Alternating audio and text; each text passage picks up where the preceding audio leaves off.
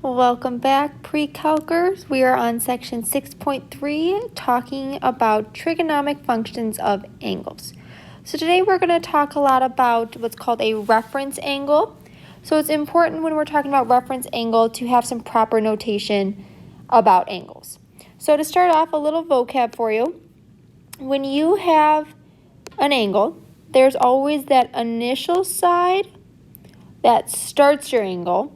And then as you keep going, what's the last side is called your terminal side.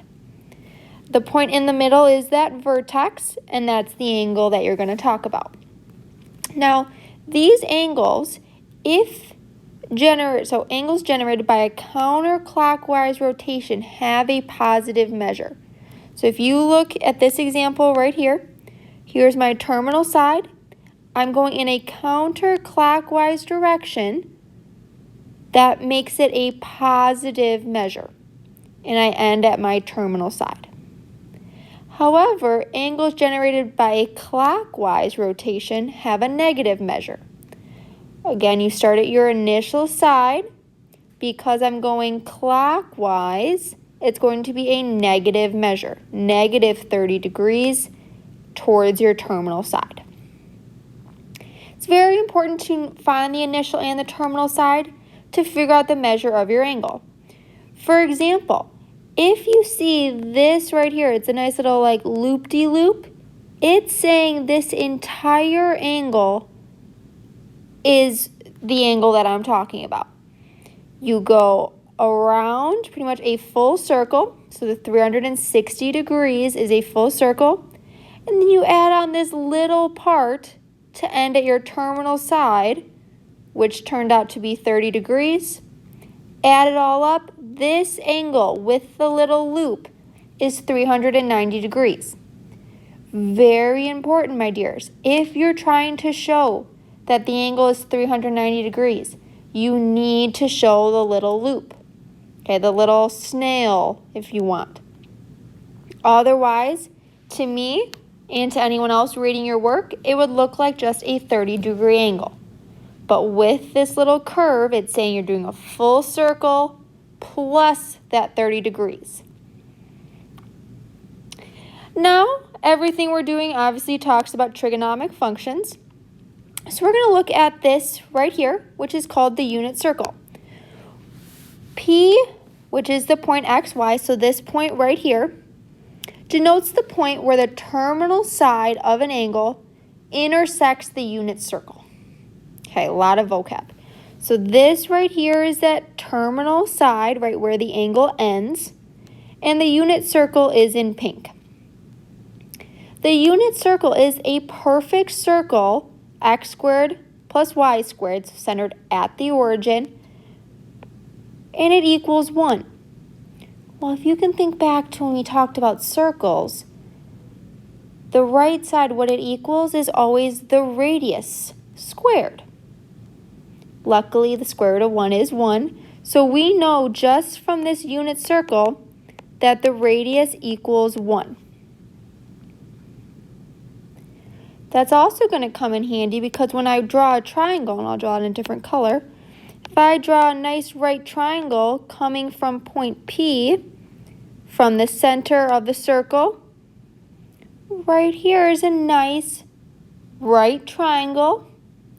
If the radius is 1, which radius is from center to edge of circle, well, that's a special term in our right triangle.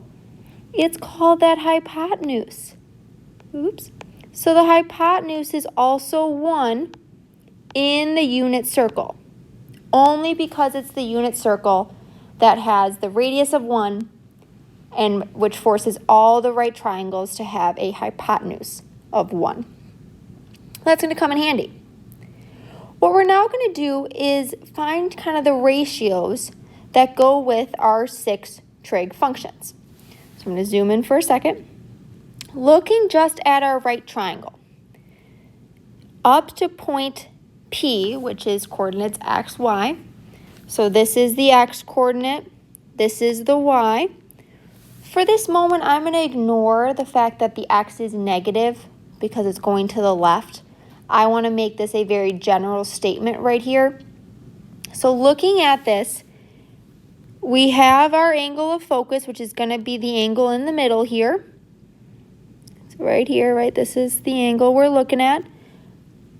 So if I'm looking at this, cosine is the opposite, cosine, whoops. Let's write SOHCAHTOA, let's not get confused.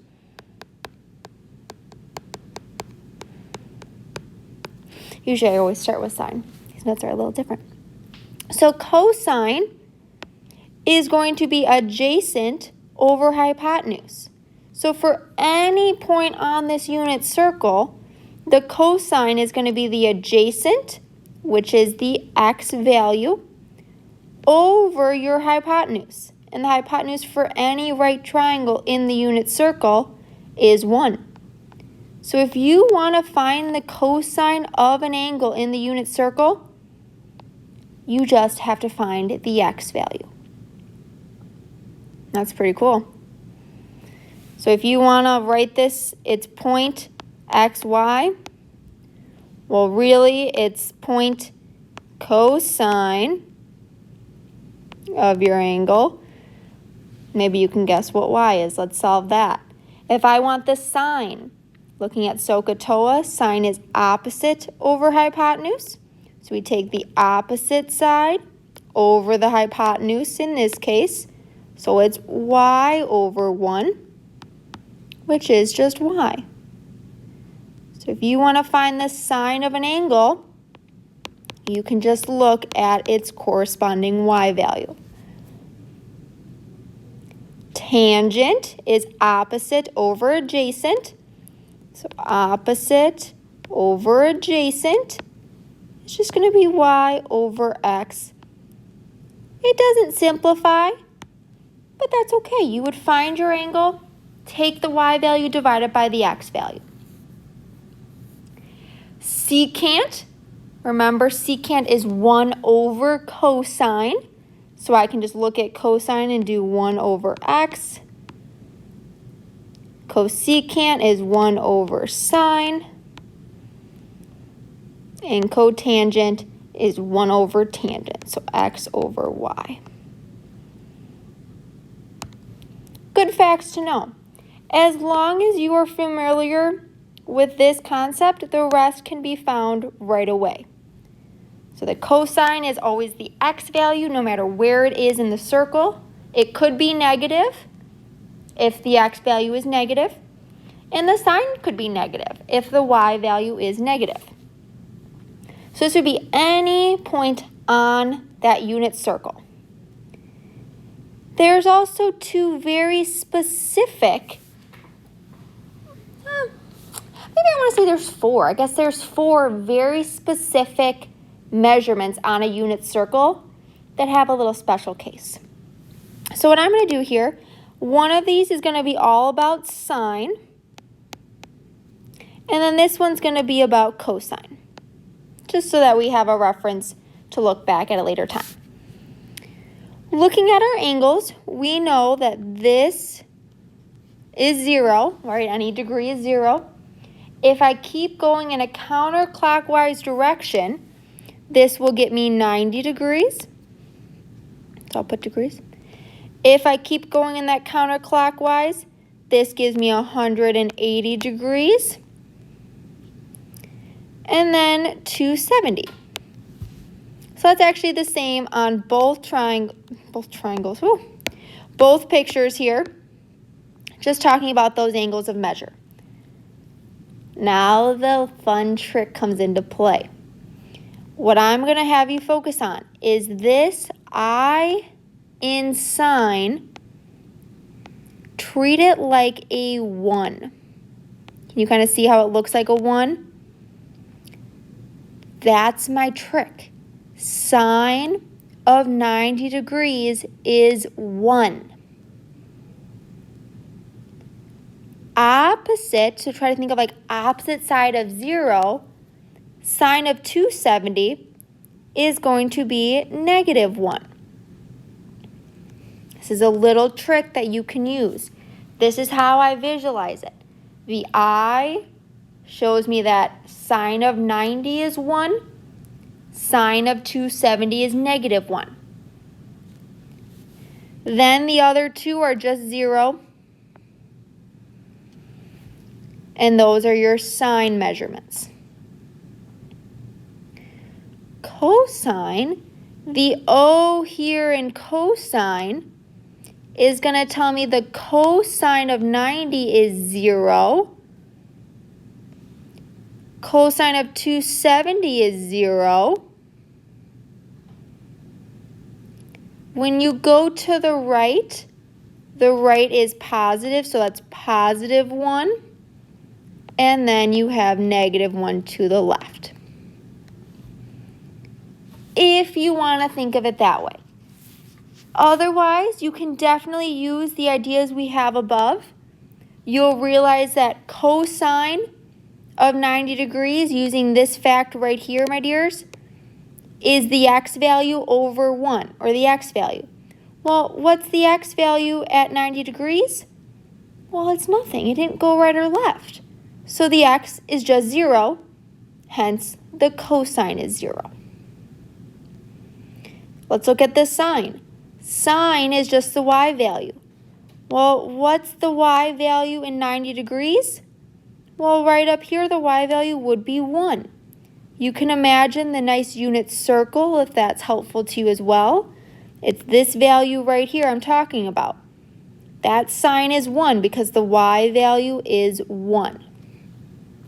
Up to you. Again, I like to give a lot of tricks and other methods, so if it works for you, fabulous. If it doesn't, that's okay. I have other tricks for you. Moving on, let's see if we understand what we should, which is this concept right here. I'm actually just going to copy it and bring it down, because here is a humongo unit circle. This is my big fact. I'll even make it bigger. That's what we want to compare here. So, for this problem number 1, which one is bigger? Cosine of 160 or sine of 160? Well, we're going to start by just making that angle. I'm going to start at this initial side, and I'm going to go 160 degrees. It's a positive measure, so I'm going to go around my unit circle until I get to 160 degrees. Oops. Which is right here, because the measurement tells me it's 160. Right? You go past 90, you end at 160. I'm putting the curve here with the arrow to tell people I'm starting at 0 and having a positive angle of 160. Okay, that's my measure. From here, I'm going to make my right triangle. So go straight down, draw your right angle. This is the triangle of focus. Okay. We're going to find now the x and the y value, because the x value is the cosine and the y value will be my sine. How fabulous. So looking at this, the x value, negative 1, 2, 3, 4, 5, 6, 7, 8, 9, maybe 9.5 maybe? So negative 9.5 is my x value. Y value, count up 1, 2, 3.5 maybe?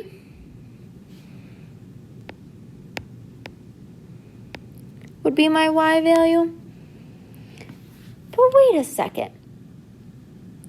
The unit circle, and it's actually written out right here for us, the radius is 1. How can this length right here be negative 9.5 if the whole distance is just 1? Right? You have to look at the units. So this point is actually 0.95. This point is actually 0.35. Because each line in this grid is 0.1. Okay, so please be aware of that. Otherwise, your values are going to be so big and make no sense. So this would be the proper way to find the x and the y value.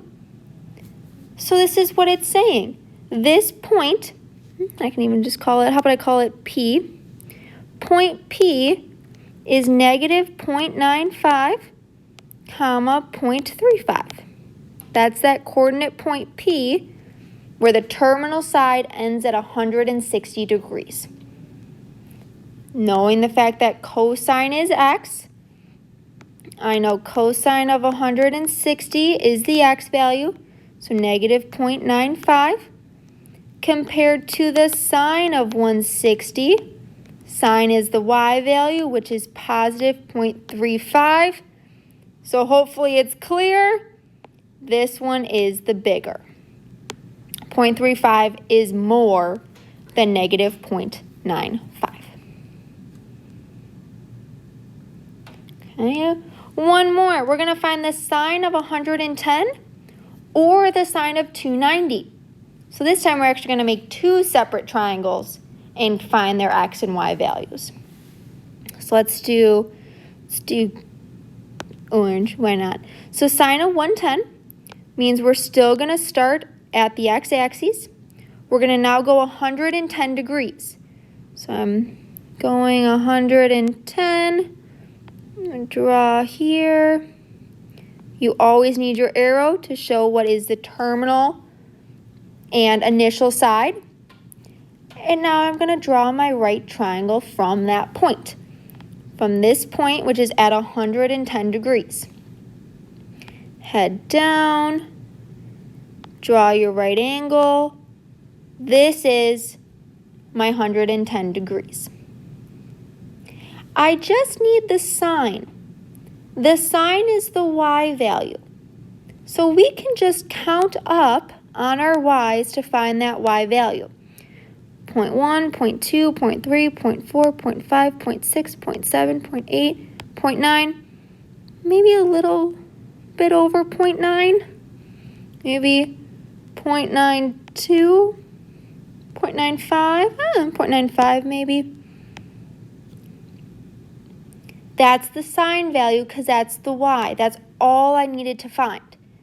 So this is just 0.95. That's the y value with 110 degrees. I now need to find the sine for 290.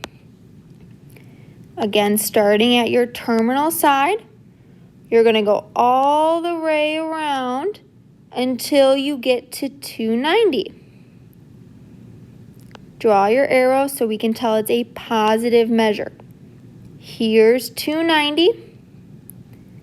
And let's connect that down to get our right triangle. So you start at the initial, went around, your terminal side ended at 290, and then you draw your right triangle from there. Again, we're just finding the sine. The sine is the y value, so I can just find the y value. I don't need to find the x. I don't need to find the cosine. So counting here, negative 0.1, negative 0.2, 0.3, 0.4, 0.5. Maybe negative 0.95 is around there. And we're trying to figure out which one's bigger. Obviously, the sine of 110. It's positive, right? That's the bigger one. You can do this now for any angle in the unit circle. If you have to have an angle that's greater than 360, same thing. If you had an angle bigger than 360, you would just throw around your circle and then end your terminal side here, perhaps. But you need to show that curve, and that will dictate that it's over 360. Maybe it might be a round and a half. Who knows? So it's nice to visualize, and you can find which one is bigger. Last definition we have is what's called a reference angle. So this is super important. Let theta be an angle in a standard position. Standard position means starting at the x-axis and going around town. Then the reference angle associated with theta is the acute angle with a positive measure. It needs to be positive. Formed by the x-axis, so that horizontal axis, and the terminal side. 3 key things here. It needs to be acute, which hopefully you remember acute is between 0 and 90 degrees, not including. It needs to have a positive measure, and it has to be formed by the x-axis. Here are 4 great examples, and hopefully this will clear up all the cases we have. So here we go. We start here at the x-axis. We're going counterclockwise. Here's my angle, and here's the terminal side. So to be what's called the reference angle, I need to be acute. That means less than 90. So I have to be on the left side of the terminal angle in this case. I have to be this measure here because it's acute. It's going to be a positive measure. Notice it's 45, positive, and it's formed by the x-axis. This x-axis holds it, and that's my reference angle. Now, how I got 45 is because a straight line is 180 degrees. If this part's 135, 180 minus 135, would give me the remaining angle of 45 degrees. That red 45-degree angle is the reference angle. Look at case number 2. Again, you're starting at the x-axis. It's showing us going around here with an arrow ending at the terminal side. I need to be acute. That means less than 90. So the only way to be acute is to go to the right. It's going to be a positive measure of 60 degrees, and it's formed by that x-axis. It's going to stop there. The reason why I know it's going to be 60 degrees is because a full circle is 360. If I have 300, what's left over would be 60. That is what's called our reference angle in case number 2. You also could have a situation like case 3. Start at the x-axis. You have 210 degrees, and that's where your terminal side is. Well, your reference angle has to be acute and by the x-axis. So if I tried to make my reference angle this, that's way over 90. Not right. It needs to be from the x-axis. So x-axis, it's a positive measure, and the angle is less than 90.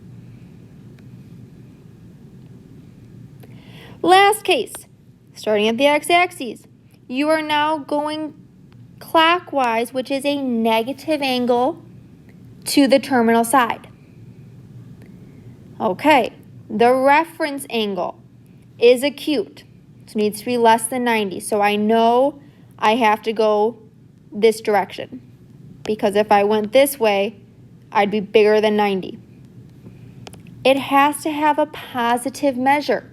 So that means I need to go this direction counterclockwise to get positive, and it forms with that x-axis. These are the 4 main cases of reference angles.